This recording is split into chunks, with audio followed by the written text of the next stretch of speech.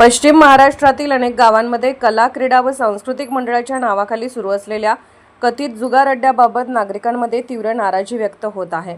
कोल्हापूर, सांगली आणि परिसरातील अनेक गावात काही मंडळे सामाजिक व क्रीडा उपक्रमाच्या नावाने नोंदणीकृत असली तरी प्रत्यक्षात त्यांच्या जागांवर मोठ्या प्रमाणात पैशांचे खेळ रंगत असल्याचा आरोप होत आहे। धर्मादाय आयुक्त कार्यालयाकडे नोंदणी करताना या संस्थांकडून खेळांना प्रोत्साहन, युवकांना प्रशिक्षण, सांस्कृतिक कार्यक्रमांचे आयोजन आणि सामाजिक उपक्रम राबवण्याची उद्दिष्टे नमूद केली जातात। नोंदणी मिळाल्यानंतर संस्थेला अधिकृत स्वरूप प्राप्त होते, मात्र काही ठिकाणी या नोंदणीचा वापर जुगार अड्डे चालवण्यासाठी होत असल्याचे चित्र समोर येत आहे। अशा ठिकाणी दिवसरात्र लोकांची वर्दळ असते। सहभागींसाठी चहा, नाश्ता, जेवण आणि इतर सोयी सुविधा पुरवल्या जातात। काही मंडळांमध्ये सीसीटीव्ही यंत्रणा, स्वतंत्र बैठक व्यवस्था आणि येणाऱ्या जाणाऱ्यांवर नियंत्रण ठेवण्यासाठी खास व्यक्ती नियुक्त केल्याचेही सांगितले जाते।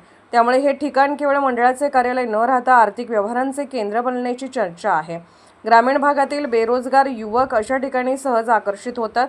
सुरुवातीला मनोरंजन किंवा वेळ घालवण्याचे साधन म्हणून सहभागी होणारे अनेक युवक पुढे पैशाच्या मोहात अडकतात। काही जण कर्जबाजारी होतात, तर काहींचे कौटुंबिक जीवन विस्कळीत होत असल्याच्या तक्रारी समोर येतात।